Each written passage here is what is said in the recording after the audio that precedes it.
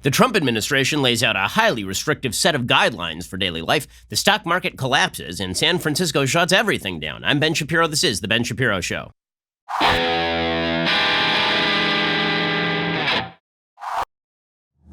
The Ben Shapiro Show is sponsored by ExpressVPN. You have a right to privacy. Protect it at expressvpn.com/Ben. Okay, so here is the dealio, gang. Right now, we are trying to figure out exactly what the plan is. I mean, seriously, like the entire U.S. government is trying to figure out what the plan is. The entire world is trying to figure out what the plan is. This is because we can quarantine all we want, but once the quarantine ends, once people are out and about, then is this thing just going to crop up again? And we don't know the answer to that question. So right now, everything is shut down. The shutdown is basically because we are trying to, as we've explained on the show before, flatten the curve. The goal being that, yeah, everybody eventually is going to get coronavirus. It'll become part of our sort of seasonal flu, daily life is sort of the theory. But if we can flatten that curve so that it doesn't all hit at once, so the wrecking ball doesn't hit our healthcare system all at once, then you won't have a massive excess of cases above that dotted line that I've shown you before, the dotted line being the number of ICU beds and respirators and ventilators available for people who actually need them. So the idea is we can slow transmission to a certain extent,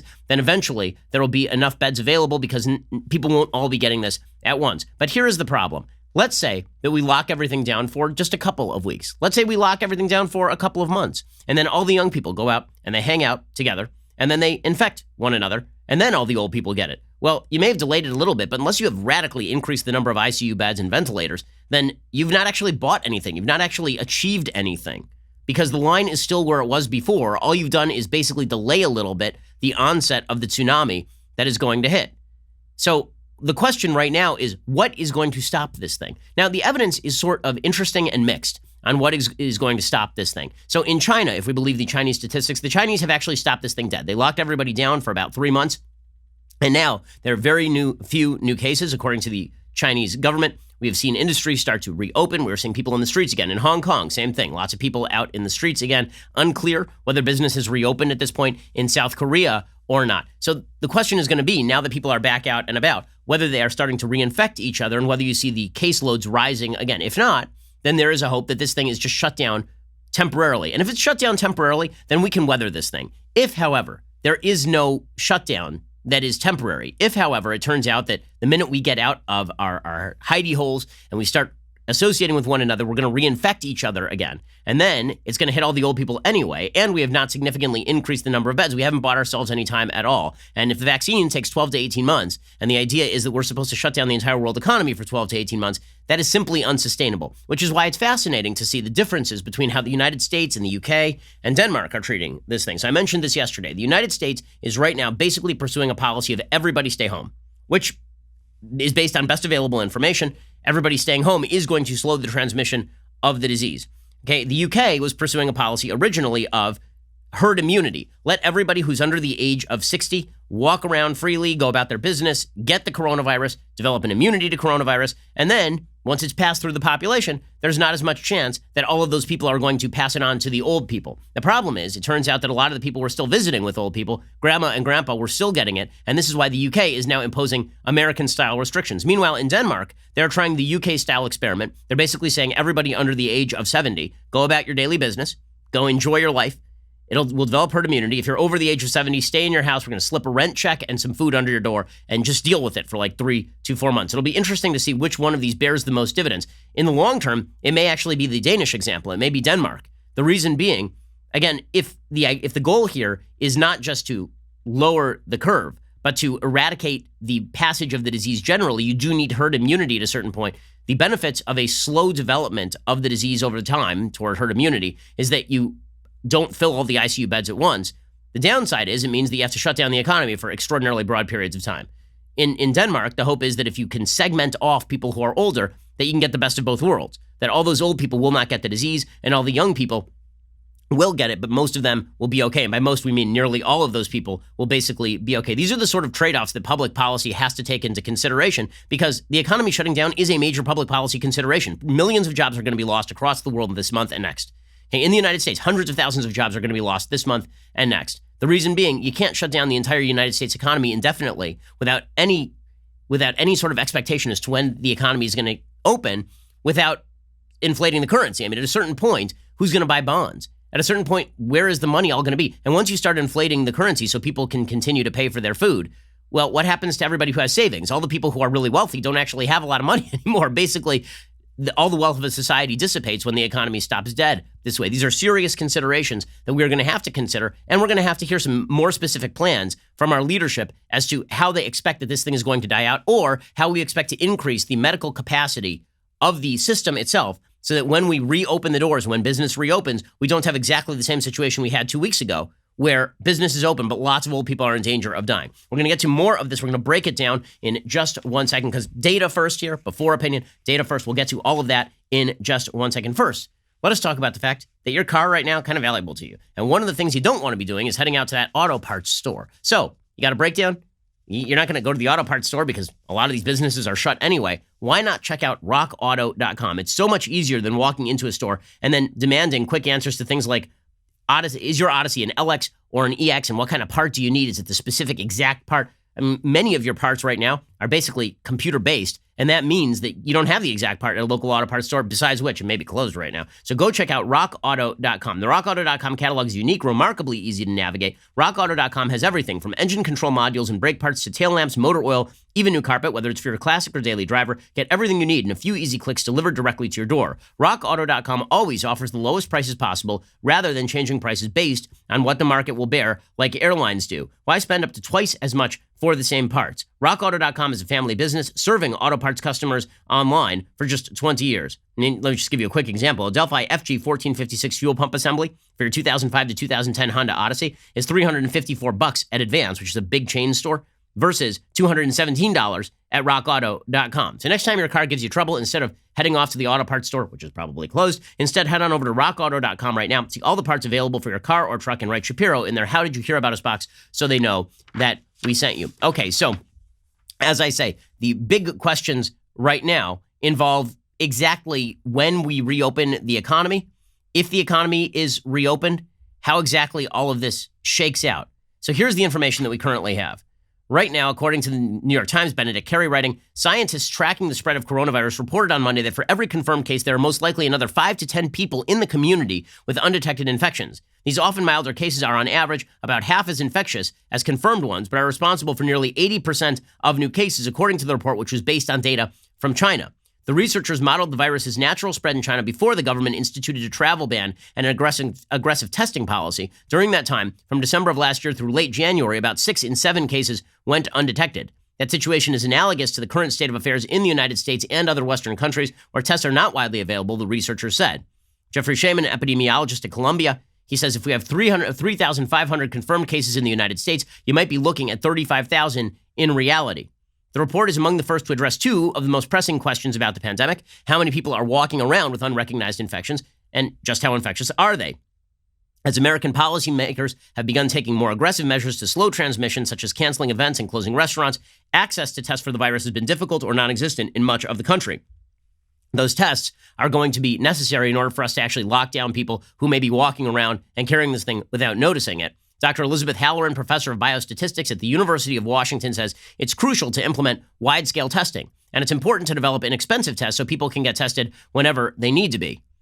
This new analysis is drawing on documented infections in China and mobility data, as well as a model of social interaction across the population to estimate the numbers of undocumented cases as well as infection rates. It found that after the Chinese government locked down the center of the outbreak on January 23rd and began widespread testing, the picture changed drastically. In time, testing identified some 60% of positive cases, up from 14%. The scientists said the number of undetected cases for every confirmed one could vary twofold from country to country. The unidentified cases in China that proliferated before the lockdown, although less contagious, did not necessarily cause milder cases in the newly infected, according to researchers. Okay, so this does require us to ask the question with regard to China. So why exactly have we not seen a re-uptick of cases in China as the economy begins to open? Because as the New York Times reported earlier this week, reported like late last week, China is starting to get back to work. More than 6 weeks after its leaders virtually shut down the world's second largest economy, factories are reopening, offices are starting to fill. Okay, if that's the case, then why haven't we seen a wild uptick in the number of cases in China? Unless they're not telling us something about how all of this works. Because, for example, the Washington Post, this is one of the most viewed pieces in the history of the Washington Post, and for good reason. It's a sophisticated and interesting take on exactly how infection models work. So we're going to show you how the Washington Post did this because it's really interesting. So basically, they created a fake disease called simulitis, okay, trying to simulate COVID-19. This one passes more easily than COVID-19, where a healthy person comes into contact with a sick person. The healthy person becomes sick in this particular model.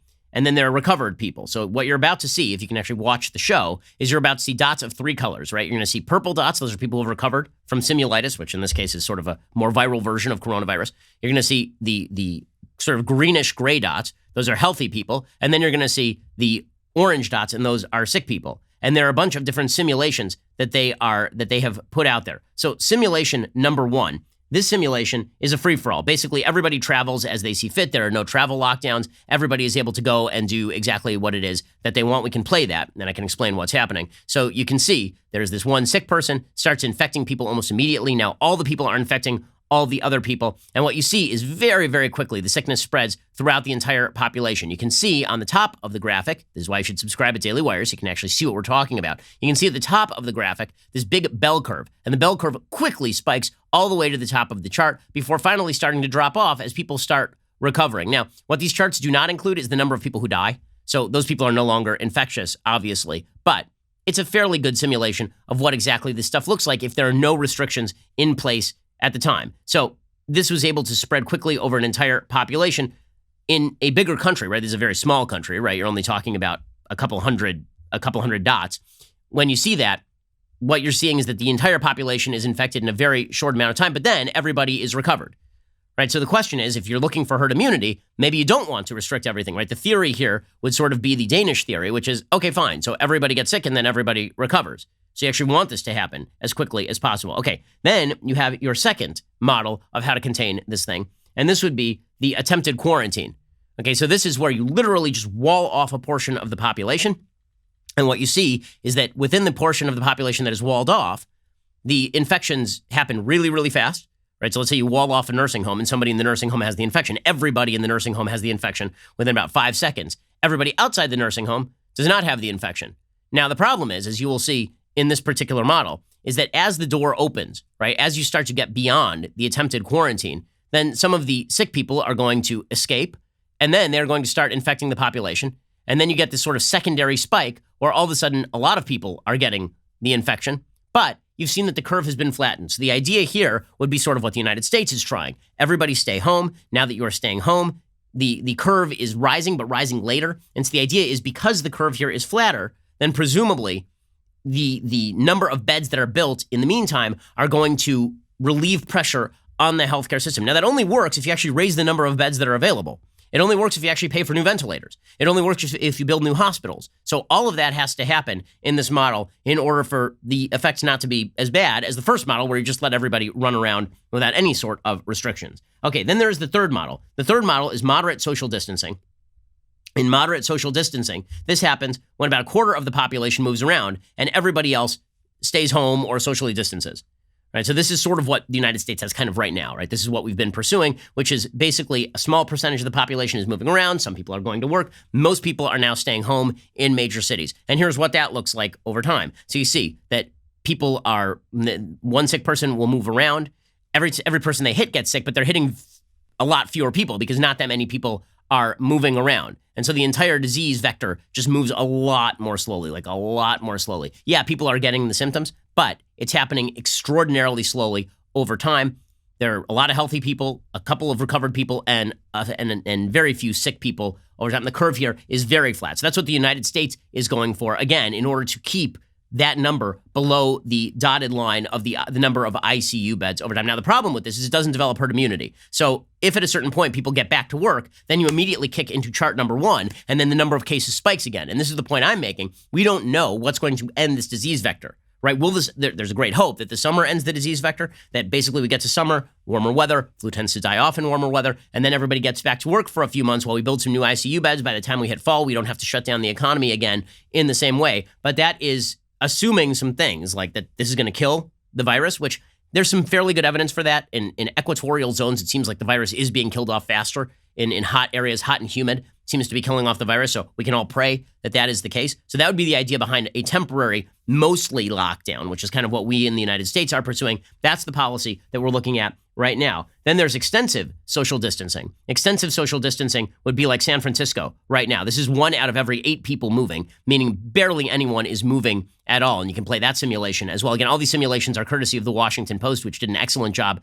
putting together what these graphics look like. For those who, again, can't see, what you are seeing here is a few sick people who are moving around and everybody else locking in place. And again, you're seeing the caseload grow extraordinarily slowly. And again, that is what you would really look for, right? So both the moderate case and the extensive social distancing, you see a bell curve that is much shallower and also backloaded, right? That bell curve is backloaded because, again, whatever increase is taking place a lot later over time. It's cumulative over time.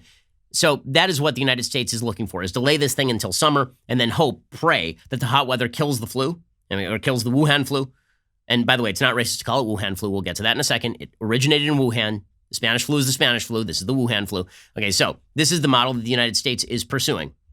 Okay, so bottom line, if you look at what these look like, okay, in terms of the bell curve, if you have the free-for-all, which is sort of what Denmark is positing, you have that steep bell curve, steep up, steep down, and then you're done.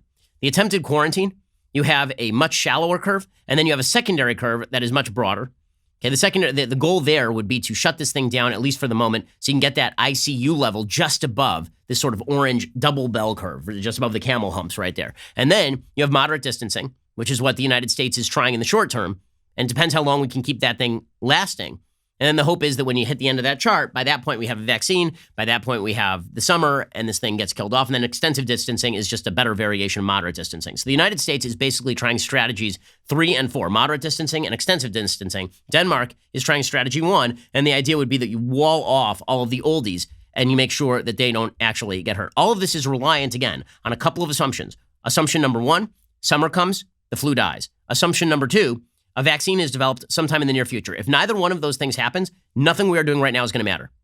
Seriously, if we do not develop either more ICU beds, right, better medical capacity to handle people who are getting sick over the course of the next couple of months, or if this does not kill off, if the summer does not kill off the Wuhan flu, or if we get to the point where a vaccine is developed, if none of those 3 things happen, then no matter how much social distancing we go through right now, if this thing lives, everybody's going to get infected. Old people are going to die in increased numbers. Okay, so we are relying on a few things that are unknown. We just don't have the information for it. It's kind of best bet kind of stuff. And again, as a social matter, as a social science matter, it'll be fascinating to see whether Denmark has the best approach, keeping their economy running, while maybe everybody else is overreacting, or whether we have the right approach, and Denmark would unfortunately see some pretty bad effects from what they're doing. Also, what happens when we reopen our borders, right? The world, we are not walled off from the world. Are we just going to keep travel bans from every place on earth in place interminably? Or is the idea that we are going to gradually relax those travel bans? Again, policy is completely in flux right now. We'll get to more of this in just one second. We'll bring you the latest news and then the Trump response. They've issued some new CDC guidelines. We'll get to that in a second. First, right now you might be thinking a lot about death. Well, this would also be a good time. You're sitting at home. You don't have a lot to do. Maybe what you should do is go check out Policy Genius and get yourself some life insurance. Like now would be a great time to get yourself some life insurance. Policy Genius makes finding the right life insurance a breeze. In minutes, you can compare quotes from the top insurers and find your best price. You could save $1,500 or more a year by using Policy Genius to compare life insurance policies. Once you apply, the Policy Genius team will handle all the paperwork and the red tape for free. Policy Genius doesn't just make life insurance easy. They can also help you find the right home, auto, and disability insurance. So if you don't know what's just around the corner, nobody does. It's okay. This is why you need insurance. Go make sure that you, your family are taken care of in case, God forbid, something should happen to you. Listen, it's bad enough if somebody dies, but it's that much worse if their stream of revenue and stream of income is completely cut off to their family.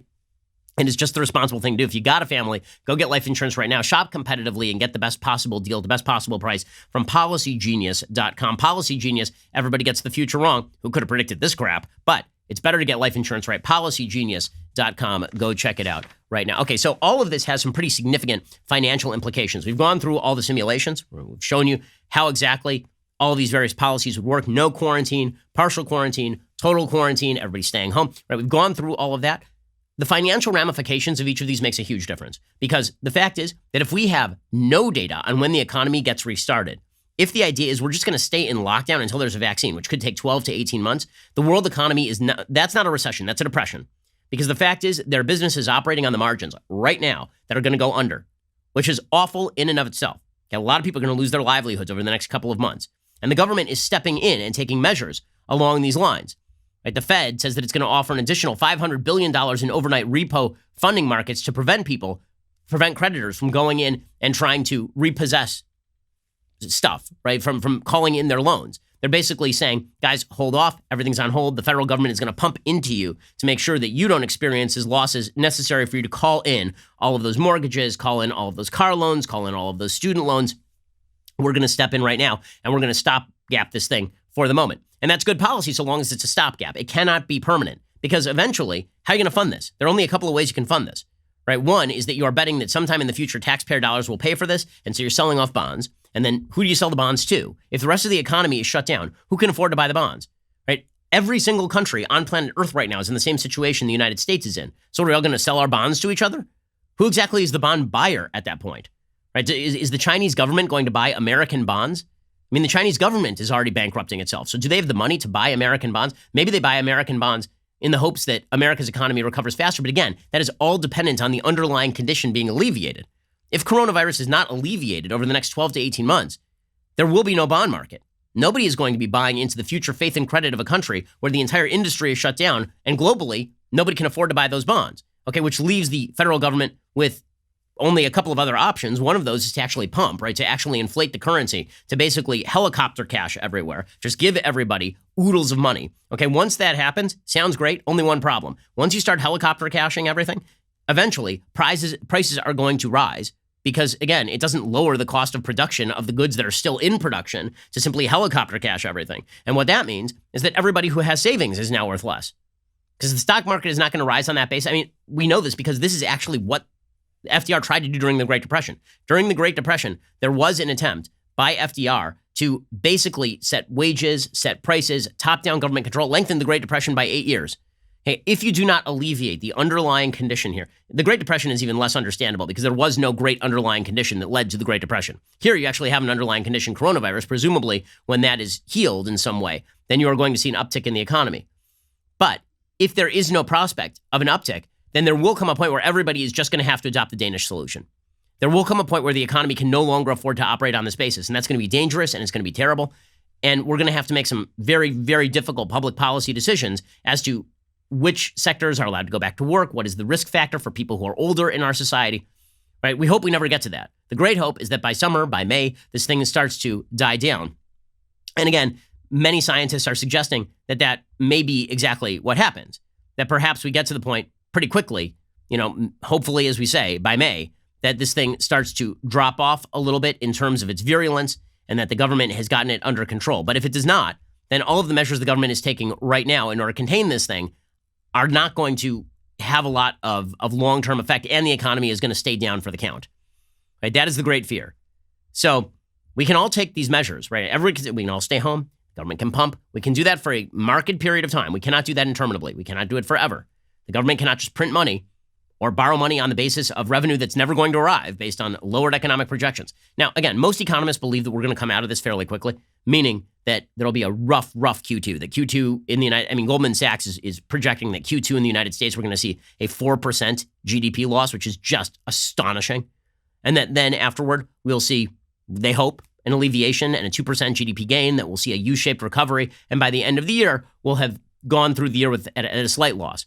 Right? The stock market today is sort of assuming there's not going to be tremendous amounts of new information available. The stock market is up slightly today. At this point, it dropped 3,000 points yesterday. It is up and down because nobody knows where the actual bottom is. Nobody knows where exactly this thing is going. And with that said, everybody is shutting down, and there's not going to be any new information for a couple of weeks. Now, here's the thing. You're going to see a lot of statistics in the next couple of weeks about the number of cases rising. That's good. That's a good thing. That's what you want. The reason you want that is because the cases already exist. It's not that seeing the number of cases that are in the system means there are more new cases. It means we're now finally testing, which is something that is deeply necessary at this point. Okay, in just a second, we're going to get to the latest measures being taken by states and localities. We're going to get to the new White House guidelines. We're going to get to all of that in just 1 second. First, let's talk about one reality. You're going to be using the mail an awful lot in the near future, but do you really want to schlep over to the post office? There are lines there, okay? And forget about the length of the lines. Social distancing, man. That seemed like a good idea to you to go out to the post office and schlep a bunch of packages there? Seems like a bad idea to me. This is why you should be using Stamps.com, beyond all the other reasons like saving tons of time and money. Stamps.com is completely online. Plus, if you save 5 cents off every first-class stamp and up to 40% off shipping rates, you are doing really well. Simply use your computer to print official U.S. postage 24/7 for any letter, any package, any class of mail, anywhere you want to send it. Once your mail is ready, just hand it to your mail carrier or drop it in a mailbox. It is indeed that simple. Think about how much time and money you could have saved on letters and packages over the years, and think about the fact that they're telling you to stay home. You can stay home and still use Stamps.com. Stamps.com is a no-brainer. It saves you time, it saves you money, and it saves you the hassle of having to be out in public at a time when you're not really supposed to be out in public. Right now, my listeners get a special offer that includes a 4-week trial plus free postage and a digital scale. No long-term commitment. Just head on over to Stamps.com, click on the microphone at the top of the homepage, type in Shapiro. That is Stamps.com. Enter code Shapiro. Go check it out right now. Okay, so the San Francisco Bay Area is the first place in the nation that has essentially told people to shelter in place. This is going to become very quickly, I think, the standard for the United States. One of the things that happens in these situations is you don't want to be the public leader who gets left behind. You don't want to be the outlier, right? Denmark is taking enormous amounts of flack for exactly the policies I was talking about before. The UK was taking an enormous amount of flack for the policies that I was talking about before. How would you like to be the mayor who says, everybody go about your business, and then you get an outbreak in your city? And by the way, that's a real possibility, right? I mean, during the Spanish flu, there was a widespread difference, 1918 to 1920, huge difference in death rates between Philadelphia, where everybody just went about their business, and St. Louis, where these shelter-in-place orders were basically put in place, and the death rate was half of that in Philadelphia. Well, now, 6 Bay Area counties have announced shelter-in-place orders for all residents on Monday, directing everyone to stay inside their homes and away from others as much as possible for 3 weeks in a desperate move to curb the rapid spread of coronavirus across the region. The directive was set to begin at midnight on Tuesday and involves San Francisco, Santa Clara, San Mateo, Marin, Contra Costa, and Alameda counties, a combined population of more than 6.7 million people. It's going to stay in place until at least April 7th. The 3 other Bay Area counties, Sonoma, Solano, and Napa, did not issue similar mandates. Also, Santa Cruz County announced a shelter-in-place order for its 275,000 residents. In all likelihood, this is going to become sort of the common standard across America. We've already seen shutdowns of basically all businesses in the city of Los Angeles. Restaurants are closed except for takeout. Movie theaters are closed. Retail stores are closed. We are seeing that in D.C. We are seeing that in New York.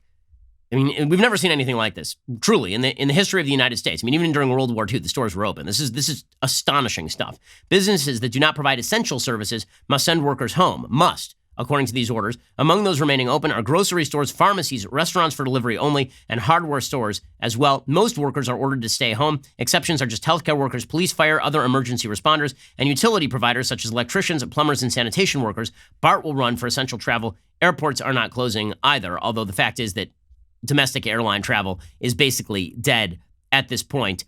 So the airline industry is in serious trouble. They're just going to have to shut down. Meanwhile, there's controversy over in Ohio where Governor Mike DeWine has postponed a primary election, and the idiotic Democratic Party and idiot Tom Perez have said we're going to go ahead with our primary today anyway. Well, good luck with that. I mean, seriously.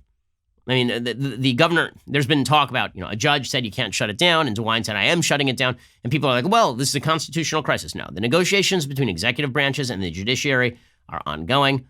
It is not a violation of American governance for a governor to say, listen, I'm not going to pay attention to that court order, and then the thing gets elevated. Again, in emergency situations, this sort of stuff tends to go by the wayside. DeWine tweeted, during this time when we face unprecedented public health crisis, to conduct an election tomorrow would force poll workers and voters to place themselves in an unacceptable health risk of contracting coronavirus.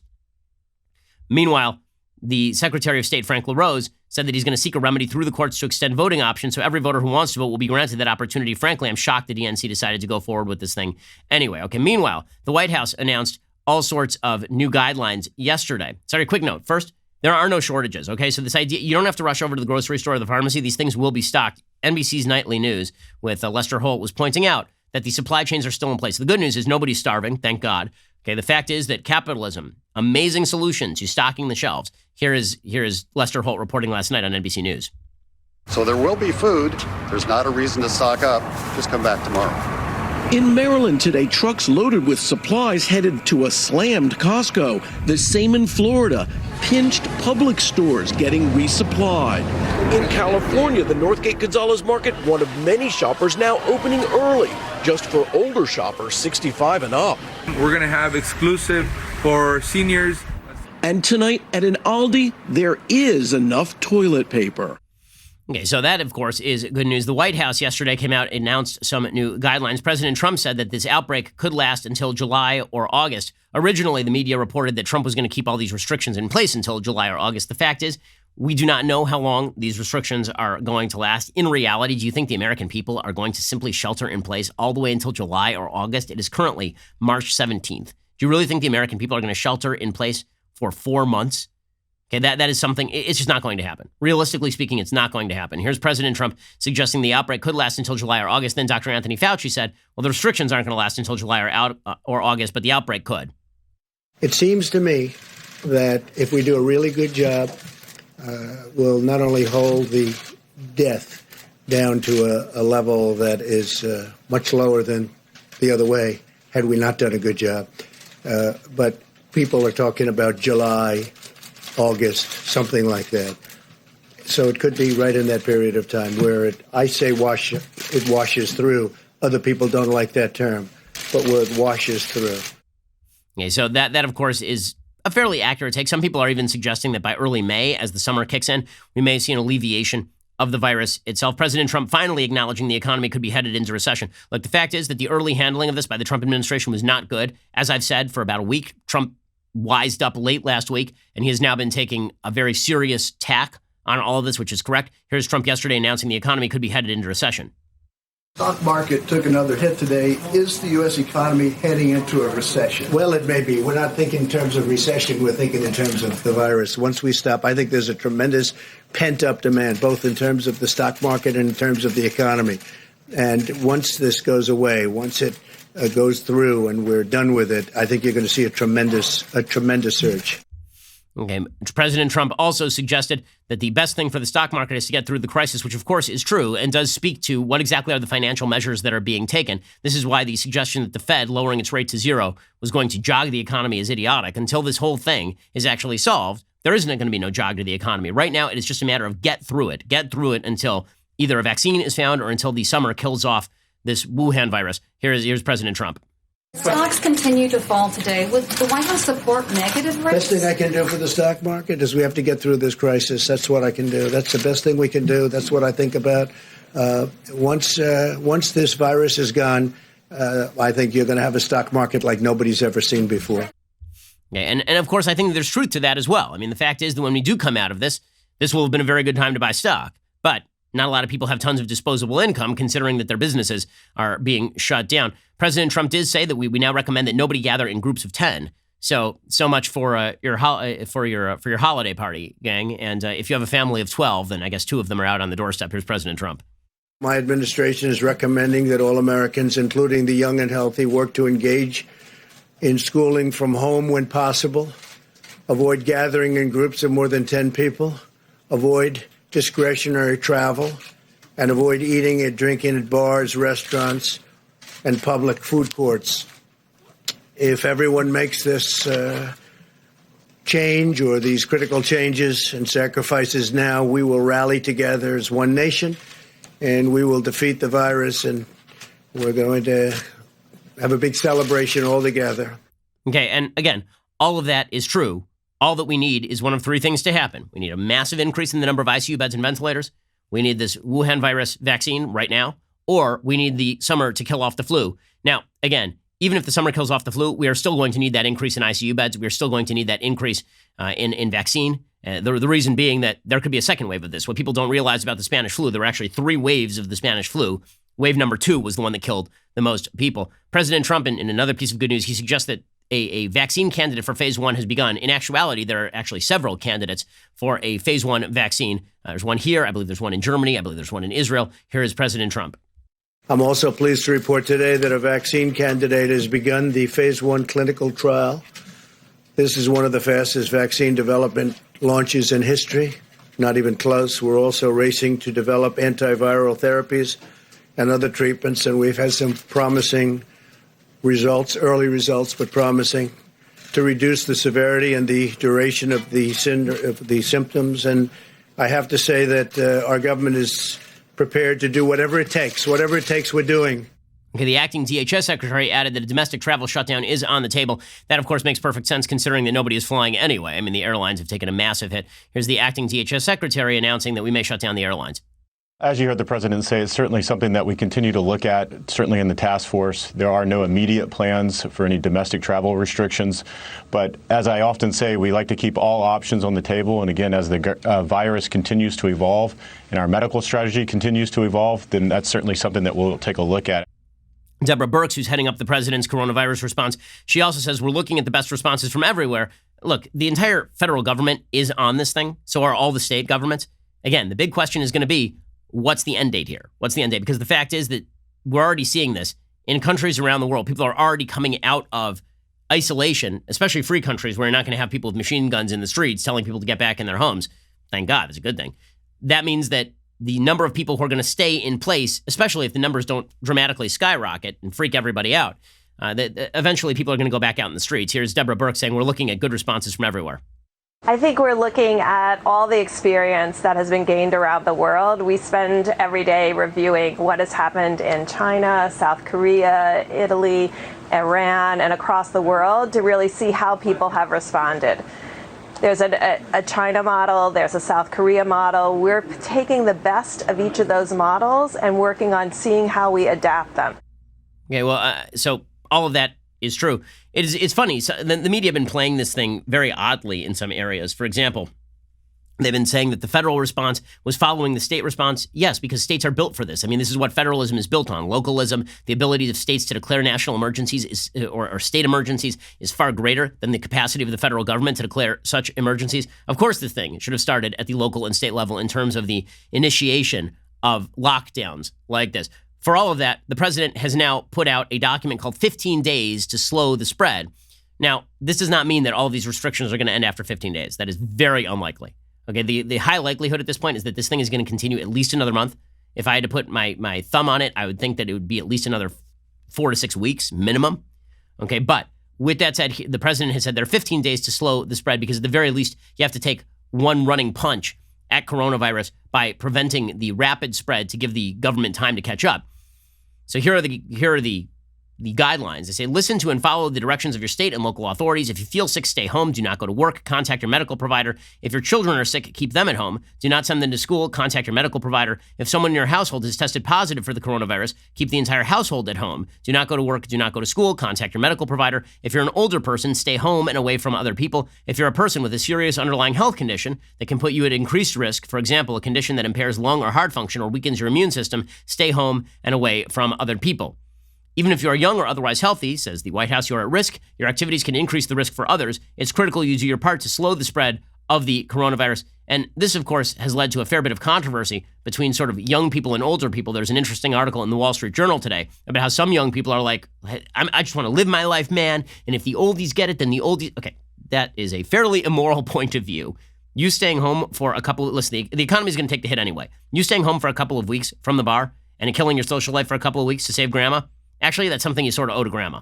Okay, do your part to slow the spread of the coronavirus, says the White House. Work or engage in schooling from home whenever possible. If you work in a critical infrastructure industry as defined by the DHS, such as healthcare services and pharmaceutical and food supply, you have a special responsibility to maintain your normal work schedule. Avoid social gatherings in groups of more than 10 people. Avoid eating or drinking at bars, at restaurants, and food courts. Use drive-through pickup or delivery options. Avoid discretionary travel, shopping trips, and social visits. Do not visit nursing homes or retirement or long-term care facilities. And of course, wash your hands. Avoid touching your face, sneeze or cough into a tissue or the inside of your elbow. Disinfect frequently used items and surfaces as much as possible. They also say that older people are particularly at risk. All states should follow federal guidance and halt social visits to nursing homes and retirement and long-term care facilities. And they recommend that all states shut down bars, restaurants, food courts, gyms, and other indoor and outdoor venues where groups of people congregate. So this thing is going to be rough, obviously, and President Trump has gotten serious about it. The White House has gotten serious about it. I keep repeating it, but the reality is we are not going to know how successful any of this stuff was until we get to the summer. We're just not going to know that. The statistics, by the way, the coronavirus map continues to add numbers to it. We had about 18 deaths in the United States from coronavirus. That doesn't sound like a lot considering that we are in a country of 330 million people or so. But the numbers are climbing. As I said before, that's a good thing.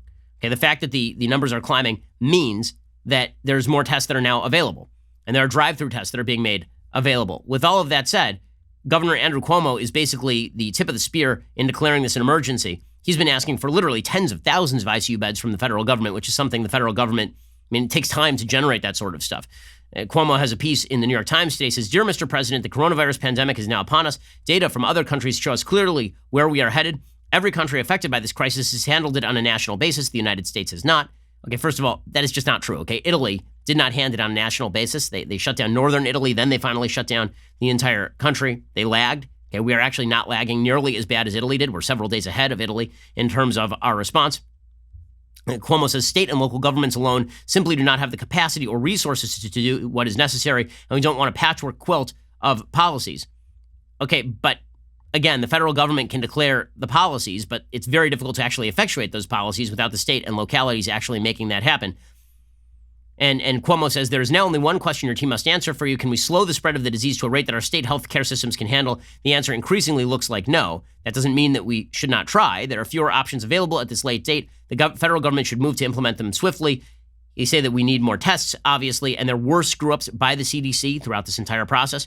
Joe Biden falsely claimed that the president rejected WHO tests. That's not true. The CDC just screwed this thing up. They said they had the test, and then they didn't actually have the test, and somebody's head at the CDC needs to roll for that when all of this is done. Also, Cuomo suggests that we have to have closing of schools and businesses, and those have federal implications. And we need to have consistency in those shutdowns. He says some things about the ability of businesses to simply cross state lines, but that I think is a little bit exaggerated. With that said, the federal government is now engaging in commercial buying of paper, which is actually a very good thing. They need to do that because that is basically ensuring that those short-term loans that many small businesses are reliant upon don't get called in immediately. And then Cuomo's big ask is that the federal government actually mobilize the army in order to build new facilities. Cuomo says, "You must anticipate without certain action the imminent failure of hospital systems is all but certain. According to one projection, as many as 214 million people in our country could be infected over the course of the epidemic. Of those, as many as 21 million people could require hospitalization, which would crush the nation's medical system. New York State has just 53,470 hospital beds, only 3,100 of which are intensive care beds, which of course is not even close to the number that we need. Our country as a whole has fewer than 1 million staffed hospital beds, fewer proportionately than China, South Korea, or Italy." Okay, but we're also a little more spread out than South Korea or Italy, for example, and it is also true that we are obtaining the disease, at least by best available statistics, at a lower rate than some of those other countries. But do we need to build more hospitals? Absolutely. Do we need more beds created? Absolutely. Cuomo is calling on Trump to free up the Army Corps of Engineers to leverage its expertise, equipment, and people power to retrofit and equip existing facilities to serve as temporary medical centers. That is probably a good idea. Okay, but that is probably a good idea. So all of those resources are going to be brought to bear. Okay, in just a second, we're going to get to more on this. We'll bring you the latest from the coronavirus counts, which are escalating. They've not been escalating in China, and they've not been escalating in South Korea, which is really interesting because, again, life seems to be opening up there again, which, again, is a very good sign. I mean, that means that the economy will recover once this stuff is over. We'll get to that in just 1 second. First, let's talk about a certain reality, and that is that if you want to keep yourself and your family safe, one thing that would be very useful at a time like this is, of course, owning a firearm. Owning a rifle is an awesome responsibility. Building a rifle is no different. Started in a garage by a Marine veteran more than 2 decades ago, Bravo Company Manufacturing builds a professional-grade product which is built to combat standards. That's because BCM believes the same level of protection should be provided to every American, regardless if they're a private citizen or a professional. The people at BCM assume that when a rifle leaves their shop, it will be used in a life or death situation by a responsible citizen, law enforcement officer, or a soldier overseas, so every component of a BCM rifle is hand-assembled and tested to a life-saving standard. The people at BCM believe it's their moral responsibility as Americans to provide tools that will not fail when it's not just a paper target. And whenever there is a difficult situation, you always worry about crime rates rising. Protecting yourself, protecting your family, it's an imperative. Go check out my friends at Bravo Company Manufacturing. Head on over to BravoCompanyMFG.com. You can discover more about their products, special offers, and upcoming news. That is BravoCompanyMFG.com. You should check out their awesome videos too. Meet the great people who make their products at YouTube.com/BravoCompanyUSA. Again, that's YouTube.com/BravoCompanyUSA. Okay, so here are the latest counts with regard to the coronavirus. So about 190,000 total confirmed cases across planet Earth. Right now, there are about 81,000 in China. That's been stagnant for quite a while, and China's reopening life, which, again, I keep saying this, that's actually really good news mean, that does suggest that once this thing is shut down to a certain extent, that it sort of dies out and is less transmissible. So that's a good thing. Italy is continuing to see an escalation. They've got 28,000 total cases in Italy with 2,158 deaths in Italy. But it seems that even in Italy, this thing may be leveling off just a little bit. Iran is reporting statistics that are completely false. They say they have 16,000 cases in Iran. That's probably off by maybe even an order of magnitude. Spain is starting to see an escalation. The United States has about 5,000 diagnosed cases. Again, you should expect that to spike. We only have 85 deaths so far, and most of those are still in the nursing homes in Washington State. About 40 of those were in a nursing home in Washington State. Those are the current statistics that we are seeing. In just a second, we're going to get to the idiotic controversy of the day. We've given you all the information, but there's an idiotic controversy of the day. The idiotic controversy of the day is that the president of the United States labeled this the Chinese virus, which of course is the end of the world. We'll get to why this is utterly uncontroversial, and actually it's a good thing that Trump is saying this. We'll get to that in a second. First, gang, got to tell you, Daily Wire membership is the only way you should be viewing our content. You're missing all the best features. Right now, using promo code Shapiro, you get 10% off any member plan you choose. Become part of our community. What makes membership so great? Well, members get our articles ad-free, access to all of our live broadcasts and show library, the full 3 hours of The Ben Shapiro Show, select bonus content, access to the mailbag, and more. Plus, our new all-access tier gets you into exclusive live online Q&A discussions with me, Andrew Klavan, Matt Walsh, Michael Knowles, plus Daily Wire writers and special guests. Don't forget, you also get the greatest of all beverage vessels right here before you. The leftist tier is Tumblr. You get all of that plus 10% off when you use promo code Shapiro. I should also mention that thanks to coronavirus and the shutdown, we have been trying to ensure that we can all hang out together. All of our members last night, for example, we got together and we all talked movies. It was just me and Jeremy Boring, and we hung out within a social distancing area and elbow bumped, and then talked about movies and religion for an hour. I thought it was a lot of fun. It creates a sense of community. It makes you feel not quite as alone in this time when I think a lot of people are feeling isolated. So come join our community. It really is a lot of fun. Stop depriving yourself. Come join the fun. We'll hang out together through all of this. You're listening to the largest, fastest growing conservative podcast and radio show in the United States.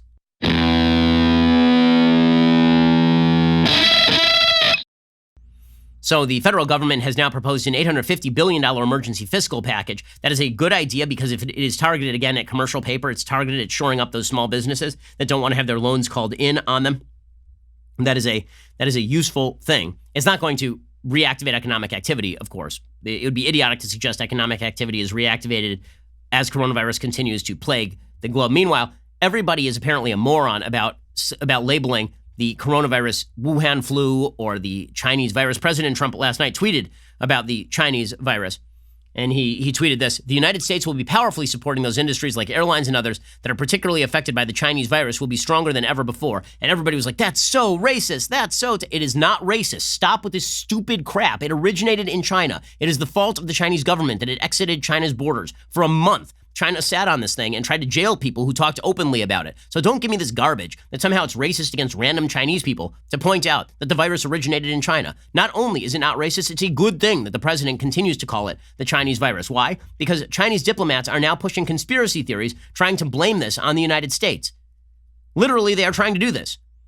Okay, a little bit earlier last week, a prominent Chinese diplomat tweeted a conspiracy theory that the coronavirus did not originate in Wuhan, but in the United States instead. Liqian Zhao, a deputy director general of the Information Department of China's Foreign Ministry, tweeted, "This article is very much important to each and every one of us. Please read and retweet it. COVID-19, further evidence that the virus originated in the United States." So China is trying to throw off its responsibility for this whole thing. And honestly, in the aftermath of this, if it were not apparent before, I've said many times over the course of years, I am not certain that the United States Nixon administration's decision to open China was actually a good idea. We may have been better off simply continuing to economically boycott China and then let the communist regime collapse in on itself, the same way that we did with the USSR. Okay, right now, the rest of the world needs to seriously consider whether we should be doing business with China on an ongoing basis. This is just further proof. Forget all of their human rights violations for the moment. Forget the fact that they keep 1 billion Uyghurs in abject servitude and slavery and jail conditions just because they're Muslim. Forget the fact that China has repressed 1 billion people in a horrific system of communist oppression that has resulted in the deaths of literally hundreds of millions of unborn babies. I mean, really, like forced abortion from the 1970s through 2015 was responsible for, if not hundreds of millions of babies, at least tens of millions of babies, and the forced sterilization of millions of women. This is an evil, evil regime. And the evil of the regime was shown for everybody to see when this virus was basically unleashed upon an unsuspecting world because the Chinese government wanted to uphold its credibility with its own citizenry. We're all going to have to decide. And I mean corporations, I mean governments, whether we want to continue to do business with an aggressive state that cares so little about the rest of the world that they are willing to silence their own citizens, even if it means the rest of the world has to suffer death and privation and the entire world economy shudders to a halt. Okay, so yes, this should be labeled the Chinese virus. It is a Chinese virus. To pretend that it is not, that is a referendum on the regime. It's not a referendum on the people of China, who are great. It is not a referendum on Chinese people abroad, who are wonderful. It is a referendum on the Chinese government, which is a bag of garbage and has been a bag of garbage for decades. By the way, in breaking news, Mike Pence is now asking construction companies to donate additional industrial masks to the medical community and forego additional orders of masks at this time, which makes sense. Construction isn't exactly ongoing. CNN is reporting 97 people have died and at least 5,000 confirmed cases of the coronavirus, according to the CDC. Again, those numbers are going to jump. The numbers jumping shouldn't scare you. It should be evidence that we're starting to finally get this thing under control via testing. You're going to see those numbers skyrocket in future days, and then we look for it to level off. Okay, time for a quick thing that I like, and then a couple of quick things that I hate. So things that I like today. So if you're looking for something creepy, but not too creepy to read, go check out The Complete Tales and Poems of Edgar Allan Poe, perhaps the greatest American writer. His command of language is absolutely beautiful. And if you want to read something if you're into, watching the movie Contagion and freaking yourself out, the best pandemic story, of course, is The Mask of the Red Death by Edgar Allan Poe. So if you're in a very dark mood, read that. But otherwise, Edgar Allan Poe is just a master at what he does, and his writing is beautiful. So go check out some Edgar Allan Poe. Like, now's a good time to catch up on your classics reading. So if you don't remember all that stuff you were supposed to read in high school, now's a good time to catch up on all of that. Maybe we'll dedicate one of these sort of special Daily Wire episodes that we've been doing just for our listeners and our members. Maybe we'll dedicate one of those to book choices and discussing solid book choices over the course of the next several weeks when we are all home. And those of us who do not have kids may have some extra time on our hands. If you have kids, basically you're just trying to keep yourself from not going insane at this point. Okay, time for a quick thing that I hate. Bill de Blasio, the mayor of New York's an idiot. Like a full stop moron. Okay, by the way, so is Mayor Garcetti of LA. Mayor Garcetti of LA, I mentioned this a couple of weeks ago. So some of us took coronavirus pretty seriously a few weeks ago. Like I told my wife several weeks ago to go out shopping because I thought this thing might get bad. But with all of that said, Eric Garcetti, even at the time, mayor of Los Angeles, he let the LA marathon go on. No problem. 20,000 people out sweating and coughing on each other. Just a genius move by Eric Garcetti, who also has allowed tens of thousands of homeless people to clog up the streets of Los Angeles, providing a public health risk that has been ongoing in this city for a long time. Okay, Bill de Blasio is of the same order, except more. He's just a full-scale idiot. I mean, a full moron. So yesterday, for example, look at the difference between them. I mean, it's just unbelievable. De Blasio says we have to be on war footing to tackle coronavirus. Okay, fair enough. Here's Bill de Blasio explaining that to Mika Brzezinski over at MSNBC. We need a national solution. This should be a reality where the United States is put on a war footing, where the federal government mobilizes all the resources necessary. We're going to need the United States military to come in with their substantial logistical and medical capacity. We're going to need the supply chain nationalized in some form right now. How about the fact that the United States, to the best of my knowledge, the United States military right now is still engaged in building those border walls. Take them off that and put them on coronavirus, for God's sakes. Okay, first of all, these are not mutually exclusive. Second of all, I do not think that mass numbers of the American military are building the border wall right now. This sort of politicization is completely idiotic, but perfectly predictable considering politics in this country never stops, even in the middle of a pandemic. Okay, that same idiot, Bill de Blasio, was filmed going into a YMCA to work out, despite the fact that I believe there is a current gym shutdown in New York City. You're not supposed to go to the gym because it is indeed a germ factory, and unfortunately, coronavirus lives on metal for days on end, which is why you can ask people around the office. I advised them a week ago, and I myself did this, to go out and get some gym equipment at home, have it delivered via Amazon, which, by the way, thank God for Amazon. All you morons who were ripping on Amazon like 5 minutes ago, all you idiots who are like, Amazon's an evil, rapacious company. Guess who's keeping the country going right now? Amazon is about to hire 100,000 people because of all of the demand for people ordering online. Yes, a private company that has made your life better, still doing great work. That's the same company Bill de Blasio and AOC were raking over the coals 5 minutes ago. Anyway, Bill de Blasio, he says he was asked why he went to the gym to stay healthy, and a bunch of people in New York were like, are you a moron? You just told everybody else they can't go to the gym, and here you are going to the gym. Here's Bill de Blasio defending himself going to the gym when he's not murdering groundhogs. I did not for a moment think there was anything problematic because I knew the dynamics. And again, I have to stay healthy so I can make the decisions for the people of the city. Just unbelievable. He needs to stay healthy to make decisions for the people of the city by going to a gym that he's telling everybody else not to go to. What an absolute genius. Speaking of politicization, again, the politics of this country do not stop for 5 seconds.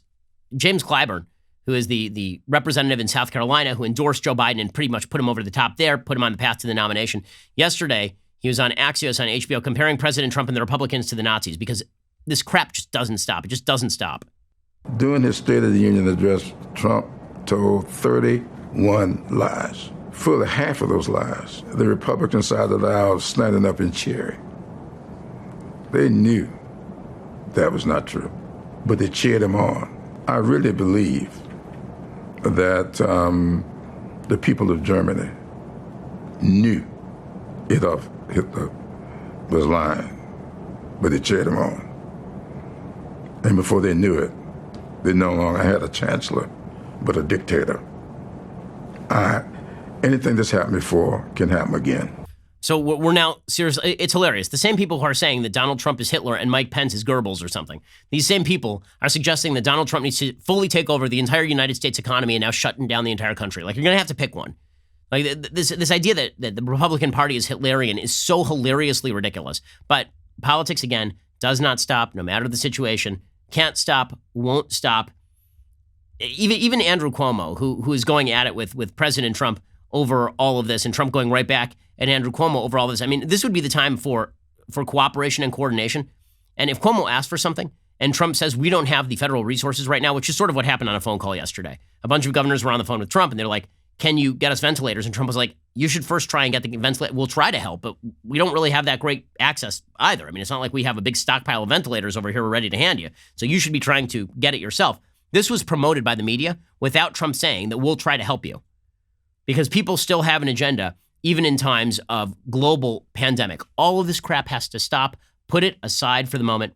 I think that Americans are. I just think that our politicians are not. Because when you're a professional politician, you're a hammer in search of a nail, and that just never stops. Alrighty, we'll be back here later today with 2 additional hours of content. Otherwise, we'll be back here tomorrow. Don't worry. We're getting through this together. It's going to be fine. Really, it will. I really believe that this thing will die out by summer. I think that, I've said before, I think that we're going to get on track. I look at China, I'm encouraged. I look at South Korea, I'm encouraged. I look at Hong Kong, I'm encouraged. I think that we're going to get this thing on track. It's just going to require some sacrifice by all of us, but we can stick through it together. It's temporary. It is not permanent. So just keep that in mind and hang out with us. We'll just hang out together. It'll be fine. I'm Ben Shapiro. This is The Ben Shapiro Show.